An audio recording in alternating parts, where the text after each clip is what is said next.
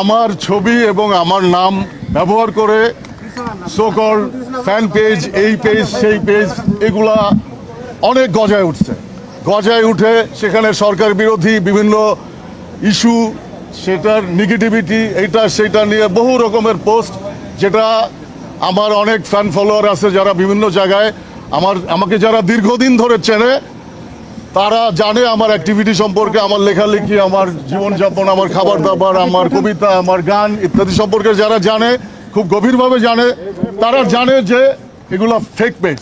কিন্তু অনেকেই জানে না, যারা দেশের মধ্যে দেশের বাইরে বিভিন্ন জায়গায়, বা একটা জেনারেশন যারা আমরা প্রায় 30-35 বছর ধরে এই মিডিয়ার সঙ্গে সম্পৃক্ত নানানভাবে, সেটা print media, visual medium, literature, music, film, television, তারপরে নানান রকমের মিডিয়ার সাথে আমরা কানেক্টেড। তো সবাই জানে, আমার বন্ধু বান্ধবরা জানে, আমার সাথে যারা কাজ করে, আমি যাদের সাথে কাজ করি তারাও জানে যে এগুলো ফেক পেজ।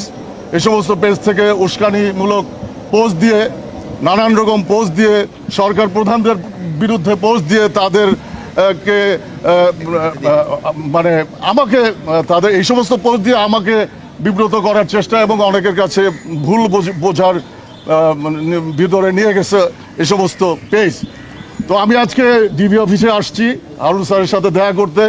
সো আমি এখানে আসছি স্যারের কাছে, হারুন সাহেবের কাছে আসছি এইগুলো যারা করতেছে তাদেরকে খুঁজে বের করে দৃষ্টান্তমূলক আইনানুগ ব্যবস্থা নেওয়ার জন্য, আসলে এই জন্যই আমি আসছি। এই মালটা ক্যাঙ্কা ভিতু দেখেছেন, শুধু ভিতু না, বেকুবও বটে। তার নামে ফেক পেজ হয়েছে, সেই ফেক পেজ তার আসল পেজের চাইতে ভাইরাল। সেই ফেক পেজ থেকে হাসিনা বিরোধী পোস্ট দেওয়া হইতো, আর তাতে ওই ডরেই হাউন আঙ্কেলের কাছে গেছে বিচার দিতে। ওই যদি এই কামটা না করতো তাহলে এখন কইতে পারত যে আমি বীরশ্রেষ্ঠ, হাসিনা বিরোধী লড়াই তো আমিই করেছি। দেখিস ইনকা করে কত মাল যে ধরা খাবে কে জানে। রেকর্ড রাখলাম, এই ভিডিওটা ওয়েবসাইটে যাবে। ওই যে হাসিনার লেসপেন্সারদেরকে নিয়ে যে সাইট হইতেছে না, উড়ি আর নতুন ক্যাটাগরি করবো, হাউন আঙ্কেলকে যারা সার দেখতো। যাই হোক, আসেন এবার হিজবুত তাহরির নিয়ে কথা বলি। হিজবুত তাহরির মিছিল করেছে ঢাকার রাস্তায়, ঘোষণা দিয়েই মিছিল করেছে। দেখেন পোস্টার, দেখেন তাদের ইন্টারনাল আলাপের স্ক্রিনশট আছে, ফেসবুকে ছড়াইছেও। তাও মিছিল করেছে নির্বিবাদী। শেষ দিকে লোক দেখানো লাঠিচার্জ করেছে, কিছু অ্যারেস্ট করছে। আর্মি থেকে পুলিশকে বলা হয়েছে লাস্ট মোমেন্টেও ওদের লোক বল কম, মানে আর্মির হার্ড অ্যাকশনে যাওয়ার প্রয়োজন নাই। হাসিনা মাম্য কইলে লোক বলের অভাব হয় নাই। আর্মার্ড ভেহিক্যাল আর হেলিকপ্টার দিয়ে ড্রোন উড়াইয়া ছাত্র জনতার উপরে গুলি চালাইতে অসুবিধা হয় নাই। এখন ওদের লোক বল কম হইয়া যায়, বড়ই আশ্চর্যের কথা। জুলকারনাইন সাহেব কইছে যে সেনাবাহিনীর ব্যর্থতার দায় নাকি সরকারের উপরে বর্তায়। ওরে বাবা, কি কথা শুনি আজ মন্থরার মুখে। প্রফেসর ইউনুসকে আয়নাঘর ভিজিট করতে দিল না ওয়াকার, এটার দায় প্রফেসর ইউনুসের। বিক্রম মিশ্রের সাথে দেখা করলো ওয়াকার, প্রফেসর ইউনুসের কোনো অনুমোদন ছাড়া, এটাও প্রফেসর ইউনুসের দোষ। ওয়াকার যে পারপিট্রেটরদেরকে বাঁচানোর চেষ্টা করতেছে, যে সমস্ত জেনারেল গুম খুন করছে, সেটাও প্রফেসর ইউনুসের দোষ। জাতিসংঘের রিপোর্টের প্রতিবাদ জানাইছে হাসিনার ন্যারেটিভ নিয়ে ওয়াকার, সেটাও প্রফেসর ইউনুসের দোষ। এটা নিয়ে আসিচ্ছি, এর পরের এপিসোডে আসিচ্ছি, পরে কমুনি এটা নিয়ে মেলা আলাপ আছে। হিজবুত তাহরিরকে নিষিদ্ধ করেছিল হাসিনা। নিষিদ্ধ করা ঠিক না বেঠিক সে আলাপে যেতেছি না, কিন্তু কোনো রাজনৈতিক দল যদি সশস্ত্র তৎপরতা না চালায়, সাধারণ লিবারাল রাজনীতি করে, তাদের কথা বলার স্পেস দেওয়া উচিত। আওয়ামী লীগের কথা আবার ইসেন্সে বললেন না কেউ কেউ, যে আওয়ামী লীগ শুধু সশস্ত্র রাজনীতি করে না, সে হিন্দুত্ববাদী ফ্যাসিস্ট, মোদির মদতপুষ্ট এক ঘৃণ্য ফ্যাসিস্ট। তার রাজনীতি করার রাইট নেই। তো দেখেন, এই হিজবুত তাহরির আর্মির সৈনিকদের খালি আহ্বান জানায় কিবা করার জন্যে। 4 রং না 2 রঙের পোস্টার ছাপায়, আবার সে পোস্টার মেয়েরা ভইরা দেয়। কেন পারে? 2018 সালের নির্বাচনে দেখেছিলাম জাতীয় ঐক্যজোটের পোস্টার লাগানো বাদ দেন, ছাপাইতে দেয়নি পুলিশ। পুলিশ প্রেস থেকে পোস্টার নিয়ে যায়, শিবিরে পোস্টার লাগানোর সময় পুলিশে দিছে, দেখেছেন। আর হিজবুত তাহরিরের লোককে হাসিনা মাঝে মাঝে গ্রেপ্তার করে, কিন্তু কোথায় পোস্টার ছাপায় সেটা নাকি তাদের কাছেও প্রশ্ন, বুঝেছেন। মানে খুঁজে বের করবি না কোথায় পোস্টার ছাপায়, বুঝেন। তাইলে এদেরকে এখন নামাইছে কে? যারা কইছে হার্ডলাইনে যাওয়া যাবে না তারাই, যারা পোস্টার কই ছাপা হয় জানে না তারাই। এরা যে সবাই এজেন্সির লোক তা কিন্তু না, কিন্তু এজেন্সির লোক আছে এর মধ্যে। এজেন্সি এদের কন্ট্রোল করতে পারে, এদের ইউজ করতে পারে।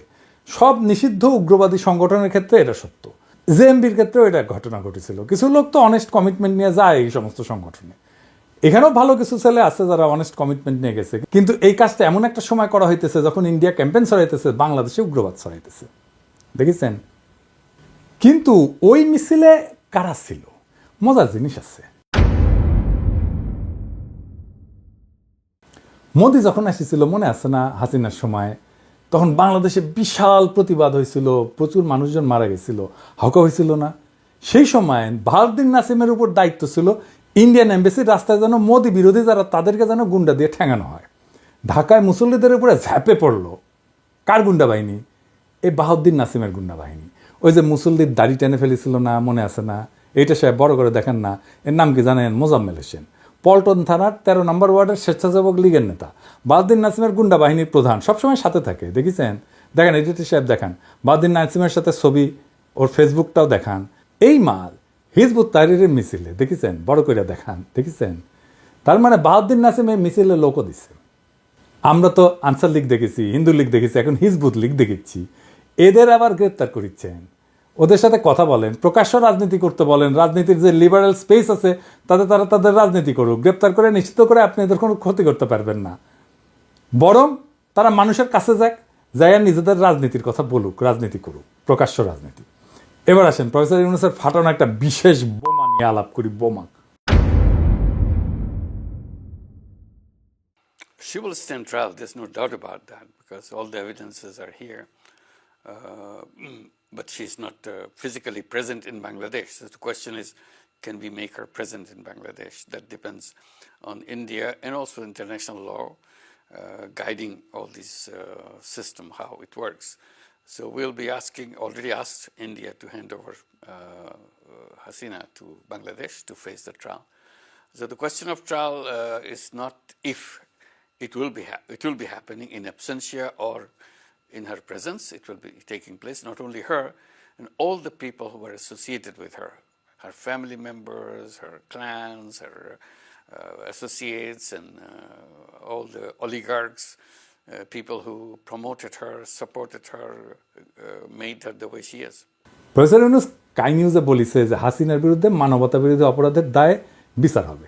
শুধু হাসিনার বিরুদ্ধে না, তার আন্ডা, বাচ্চা, পোলা, মাইয়া, তার দোসর, দলের লোক, তাকে সাপোর্ট করা অলিগার্ক, মানে যে সমস্ত বড় লোকরা তাকে সাপোর্ট করছে, সবার। যেটা প্রফেসর ইউনূস বলে নাই কিন্তু হবে, তা হচ্ছে এই মামলা শুধু আন্তর্জাতিক অপরাধ ট্রাইব্যুনালে হবে না, এটা হবে আইসিসির ব্রাসেলসের কোর্টে। জাতিসংঘের রিপোর্টে বিশ্বাসযোগ্যভাবে প্রমাণ হয়েছে হাসিনার অপরাধ। এইটার জাতিসংঘের অফিসিয়াল ডকুমেন্ট। এখন আপনারা শুনেছেন হাসিনা নিজের মুখে হেলিকপ্টার থেকে প্রাণঘাতী অস্ত্র দিয়ে গুলি করার নির্দেশ দিচ্ছে। না শুনে থাকলে শুনেন, এইটা সে সাবটাইটেল দিয়ে দিয়ে নিছে। চিন্তা করে কথা বলি, ওইটাই তাদের আকাঙ্ক্ষা। বুঝতেছি, আমি টেকনিক্যালি বুঝতেছি, তো ওরা মনে হয় ওই পথে নেওয়ার জন্য ইয়ে করছে। দরকার নাই, ওটা দরকার নাই। আমি সেনাবাহিনীর সাথে কথা বলছি, ওরা রেডি থাকে, ঠিক আছে। এখন তো আমরা অন্য ইয়ে করতেছি, ড্রোন দিয়ে ছবি দিচ্ছি, আর হেলিকপ্টার ইয়ে মানে কয়েক জায়গায়। তবে কিছু ছবি দেখে পাকড়াও করা যায় না রাতের মধ্যে? সবগুলিকে অ্যারেস্ট করতে বলছি রাত্রে। হ্যাঁ, পাকড়াও করলে না, ওটা বলা হয়েছে, ওটা র্যাব, জিএফআই, মানে সবাইকে বলা হয়েছে যেখান থেকে টিকাটা পারবো ধরে ফেলবে, ওটা বলা হয়েছে। আর যেখানে গ্যাদারিং দেখবে সেখানে ওই উপর থেকে, এখন উপর থেকে পাচ্ছি, অলরেডি শুরু হচ্ছে কয়েকটা জায়গায়, কমে গেছে। মোহাম্মদপুর থানার দিকে মনে হয় যাচ্ছে একটা, মোহাম্মদপুর থানার দিকে। হ্যাঁ, তোকে পাঠায় দিই র্যাবরে। জি, তবে আপনার নির্দেশনা লাগবে। আমার নির্দেশনা দেওয়া আছে, ওপেন নির্দেশনা দিয়ে দিচ্ছে। এখন লেখা লিখবেন, ব্যবহার করবে, যেখানে পাবে সেটা গুলি করবে, ওটা বলা আছে। এখন আমি এতদিন বাধা দিয়ে রাখছিলাম, ওই যে স্টুডেন্টরা ছিল ওদের সত্যি কথা চিন্তা করে, তারপর তো। আর সে কি বলেছিল? ছোট্ট ছোট শিশুরা গুলিবদ্ধ, এ গুলিগুলি কিভাবে লাগলো? তারপরে মিথ্যাচার, দোতলা বাড়ির মধ্যে জানলার কাছে ছেলেটা তার গুলি লেগেছে, বলে হেলিকপ্টার থেকে গুলি লেগেছে। আপনারা বলেন হেলিকপ্টারের গুলি ঘরের মধ্যে ঢুকবে কিভাবে? দেখেন হেলিকপ্টার থেকে গুলি ঘরে ঢুকে কিভাবে, কি রকম নাটক করে দেখেছেন? এই জাউরামাগি, বিশ্ব জাউরামাগি। র্যাব বলেছিল না যে তারা গুলি ছড়েনি হেলিকপ্টার থেকে, দেখেছেন না? হাসিনার সাথে বিচারে নাম আসবে মোদি আর হাসিনার বিচার হবে একই সাথে, একই দড়িতে ফাঁসি হবে। হাসিনার শাসনকে কোনোভাবে ইন্ডিয়া থেকে আলাদা করা যাবে না। হাসিনাকে ক্ষমতায় রাখছে ইন্ডিয়া, তাকে বাঁচায় রাখছে ইন্ডিয়া। হাসিনারে বাঁচানোর জন্য সে গুম খুনে অংশ নিছে, ইন্ডিয়া গুম খুনে অংশ নিছে। সে বাহিনী পাঠাইছে, তারা হিন্দি ভাষায় কথা বলছে। এই জুলাই আগস্ট বিপ্লবের সময় রাস্তায় তারা গুলি চালাইছে। এই বিচার প্রফেসর ইউনুস করবে। প্রফেসর ইউনুসের এই ঘোষণা একটা গেম চেঞ্জার। ইন্ডিয়া বাটে পড়লে না সারা দুনিয়া এর অ্যাডভান্টেজ নেবে। আসেন দেখি কারা কারা এর অ্যাডভান্টেজ নেবে, তা কেন নিবে এটা একটু দেখে নিই। মোদি বা ইন্ডিয়া যদি কোনো সংকটে পড়ে, তাহলে কিছু আন্তর্জাতিক শক্তি এই সুযোগকে তাদের কৌশলগত এবং ভূ রাজনৈতিক স্বার্থে কাজে লাগাইতে চাইবে। কয়েকটা প্রধান শক্তির কথা বলে, যেমন চীন। ভারত চীনের মধ্যে সীমান্ত বিরোধ আছে, তারপরে বেল্ট রোড ইনিশিয়েটিভ নিয়ে মত পার্থক্য আছে। ভারত আর যুক্তরাষ্ট্রের ঘনিষ্ঠ সম্পর্কের কারণে চীন ভারতের স্থিতিশীলতা দুর্বল করতে চাইবেই। ভারত যদি দুর্বল হয় তাহলে চীনের জন্য দক্ষিণ এশিয়ায় প্রভাব বিস্তারের সুযোগ তৈরি করবে এবং ভারতের বিরুদ্ধে সামরিক এবং অর্থনৈতিক পদক্ষেপ নেওয়ার ক্ষেত্রে সুবিধা দেবে। পাকিস্তান কেন নেবে সেটা আর ব্যাখ্যা না করি, সুবিধা কিভাবে? মোদির দুর্বলতা পাকিস্তানকে কাশ্মীর ইস্যুতে আন্তর্জাতিকভাবে বেশি সমর্থন পেতে সাহায্য করবে। আমেরিকা, যদিও আমেরিকার সাথে মোদির ভালো সম্পর্ক আছে, কিন্তু দেখতেছেন তো সম্পর্কটা একাত্মভাবে ভালো তা কিন্তু না। এটা একটা টানাপড়নের সম্পর্ক, মানে সমস্ত রাষ্ট্রই আর একটা রাষ্ট্রের কাছ থেকে সুবিধা নিতে চাইবে। ইন্ডিয়া যদি অসুবিধায় পড়ে তাহলে আরেকজন সুবিধা নিতে চাইবে। তার সাথে রাশিয়ার সাথে ঘনিষ্ঠ সম্পর্ক আছে, এটা তো যুক্তরাষ্ট্রের জন্য উদ্বেগের। ইন্ডিয়া রাশিয়া থেকে অস্ত্র কেনে, ইন্ডিয়া চীনের বিরুদ্ধে কৌশলগত অংশীদারিত্বে যাইতে চায় না আমেরিকার সাথে, তো আমেরিকা তো এখন এইটা করার চেষ্টা করবে। রাশিয়ার সাথেও কিন্তু ভারতের যতই ভালো সম্পর্ক থাকুক, বাণিজ্য নিয়ে কিছু চ্যালেঞ্জ আছে। রাশিয়া চাইবে যে মোদির চাইতো বন্ধুত্বপূর্ণ সরকার যেন একটা ইন্ডিয়াতে আসে, যেটা রাশিয়ার সাথে বেশি বন্ধুত্বপূর্ণ। ইউরোপিয়ান ইউনিয়নের সাথে তাদের সমস্যা আছে, নাগরিকত্ব সংশোধনী আইন নিয়ে সমস্যা আছে, কাশ্মীরের সাংবিধানিক পরিবর্তন নিয়ে ইউরোপিয়ান ইউনিয়নের সাথে ইন্ডিয়ার ভালো ধরনের সমস্যা আছে। মানবাধিকার ইস্যুতে ইউরোপিয়ান ইউনিয়নের সাথে ভারতের সম্পর্ক মাঝে মাঝে জটিল হয়েছে। মধ্যপ্রাচ্যের দেশগুলোর মধ্যে যেমন ইরানের সাথে ইন্ডিয়ার সম্পর্ক দুর্বল হয়েছে। ইরান চাইবে ইন্ডিয়া দুর্বল হলে তার একটা অবস্থানগত সুবিধা পাবে। ইরান যেন ভারতের কাছ থেকে বেশি কূটনৈতিক এবং অর্থনৈতিক সুবিধা আদায় করতে পারে। আন্তর্জাতিকভাবে প্রফেসর ইউনুসের অবস্থান এই একটা ঘোষণায় দারুণভাবে শক্তিশালী হয়েছে। উপেন্দ্র ত্রিবেদী বলছে বাংলাদেশ সরকার বদলাইলে দিল্লির সঙ্গে ঢাকার সম্পর্কে পরিবর্তন আসতে পারে। সেই সঙ্গে বলছে যে বাংলাদেশ আর ভারতের সামরিক বাহিনীর মধ্যে সামরিক সম্পর্ক খুবই শক্তিশালী, উভয় দেশের সামরিক বাহিনী নিয়মিত নোট বিনিময় করে থাকে। Now, coming on to specifically what you asked for Bangladesh, as far as Bangladesh is concerned, it is too early to take any decision for us. Because let our elected government come, let's see the relationship, and let us see what to be done about it. Because as far as I am concerned, I am very clear, the present military to military relationship is very strong, and we keep exchanging notes on regular basis to avoid any kind of a misgivings. এবার বুঝছেন তো কেন তারা professor ইউনুসের পরের সরকার চায়, কেন বুঝেছেন? আর কেনই বা সামরিক বাহিনীর সাথে সম্পর্কের কথা বলে। এখন মিলাইতে পারেন সবকিছু, মিলে সব ওয়াকারের লেসপেন্সার বাড়াইছে অনেক ওদের জিগাবেন ওয়াকারের সাথে বিক্রম মিশ্র কি আলাপ হয়েছিল, ইন্ডিয়ান আর্মির সাথে কি নোট চালাচালি চলে, ঘুটু চলে, লেসপেন্সারই একবারে হান্দায় দেওয়া হবে কলে। এবার আসেন দেশের অবস্থা কি সেটা একটা দেখি। ইন্ডিয়া থেকে আমদানি না করলে পেঁয়াজ নাকি 1000 টাকা হবে। আগে শুনেছিলেন না আমরা যখন ভারতীয় পণ্য বয়কট করেছিলাম?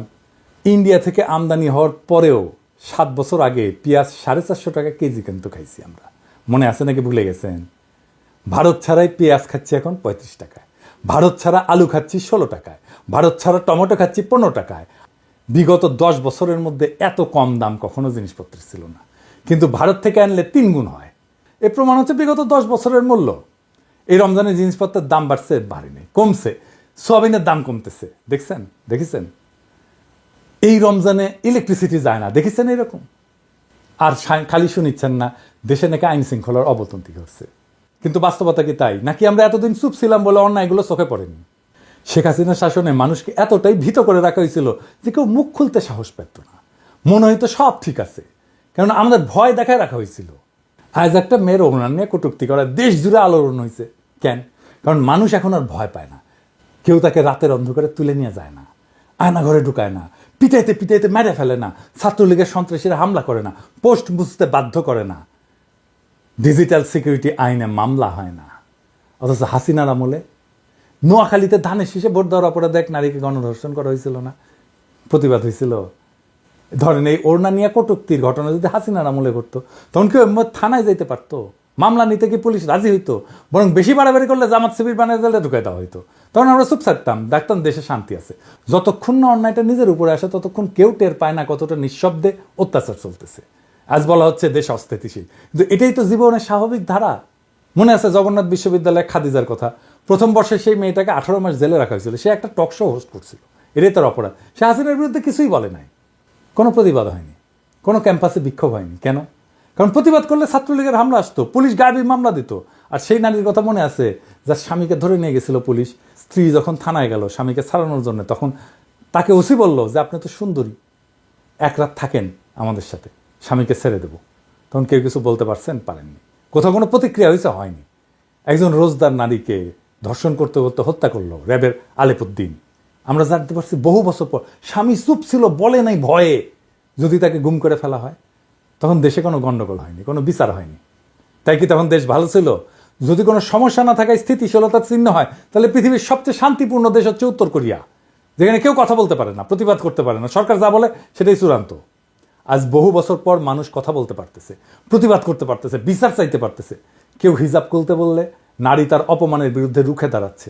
অথচ এখন কিছু মানুষ আফসোস করতেছে, আগের আমলেই তো ভালো ছিলাম। আপনারা কি সত্যি শান্তি চান?